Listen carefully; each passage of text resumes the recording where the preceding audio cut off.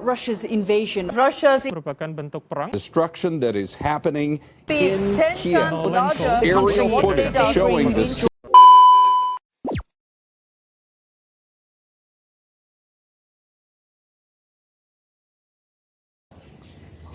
Shalom, salam kasih dari tanah Papua. Pagi ini saya mau ngobrol sesuatu yang viral, baik di media sosial maupun di media yang lain, viral sekali, yaitu mengenai perang antara Rusia dan Ukraina. Karena perang ini sudah membawa dampak-dampak tidak hanya bagi mereka berdua, tetapi juga bagi dunia. Resesi ekonomi atau krisis ekonomi udah mulai kelihatan. Walaupun belum berdampak langsung dengan Indonesia. Tapi apabila perang ini nggak berhenti, ya kita akan merasakan dampaknya, merasakan akibatnya, saudara. Karena jujur aja, ini perang ini juga sudah memecah belah orang Indonesia sendiri. Kita tahu ada yang pro Rusia, ada yang pro Ukraina. Lalu bagaimana sikap kita sebagai anak Tuhan? Apa yang harus kita lakukan? Apa yang harus kita kerjakan dalam menghadapi kondisi seperti ini? Dunia sekarang sedang benar-benar posisinya udah tidak bagus. Masalah COVID belum selesai, muncul perang. Benar-benar kondisi yang tidak kondusif, kondisi yang tidak bagus bagi dunia di zaman-zaman akhir ini. Lalu sikap kita sebagai anak Tuhan bagaimana? Sikap kita sebagai anak Tuhan berdoa, sebab tidak ada orang yang bisa merubah orang. Yang ada Tuhan yang bisa merubah orang. Tuhanlah yang bisa merubah Putin. Tuhanlah yang bisa merubah Presiden Ukraina untuk mereka mau berdamai. Sehingga perang ini nggak berlangsung lama. Karena kalau perang lama, banyak masyarakat yang dirugikan. Masyarakat sipil yang tidak bersalah akan mengalami dampak yang luar biasa, terutama yang ada di Ukraina, bahkan mungkin juga di Rusia. Sebab itulah sebagai anak Tuhan, kewajiban kita adalah mendukung di dalam doa.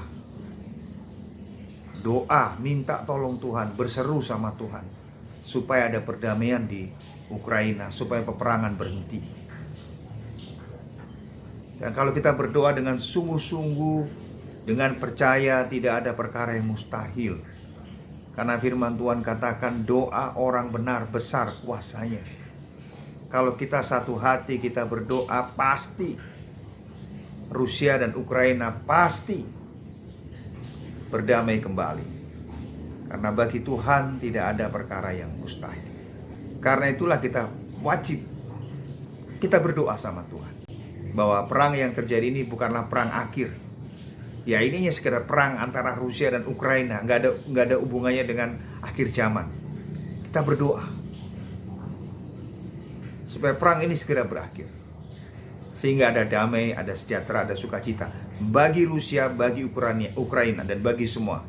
Sebagai anak Tuhan kita harus ngerti nih, harus tahu benar nih, kita nggak perlu takut, kita nggak perlu khawatir, karena tempat perlindungan kita adalah Tuhan Yesus Kristus.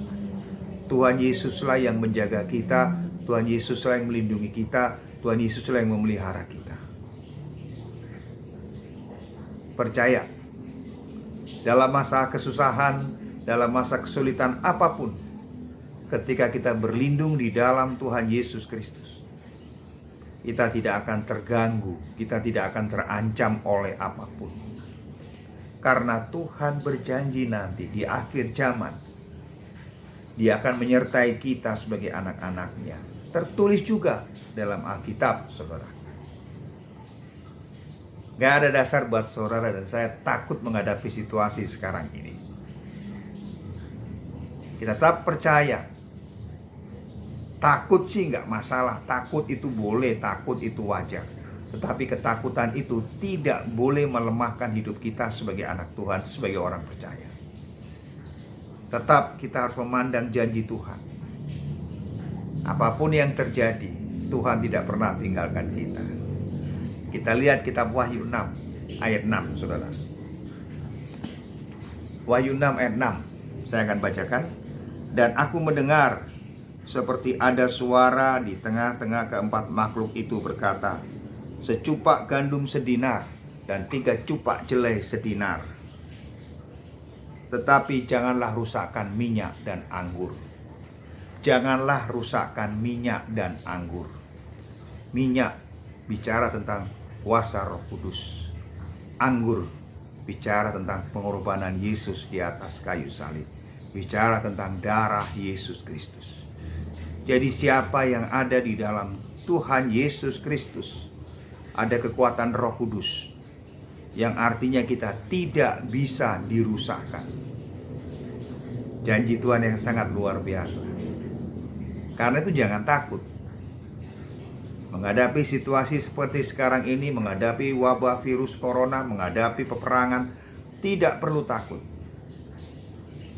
Karena Tuhan berjanji menjaga, melindungi, dan memelihara kehidupan kita bersama keluarga kita dari hari ini sampai selama-lamanya. Amin, saudaraku. Tetap semangat, enjoy saja, nikmati saja hidup ini. Yang kerja tetap kerja seperti biasa, yang sekolah seperti biasa, yang kuliah seperti biasa. Tidak perlu ada ketakutan. Sebab Tuhan akan mengatur yang terbaik buat kita sebagai anak-anaknya. Jangan takut, jangan ragu, dan jangan khawatir. Haleluya.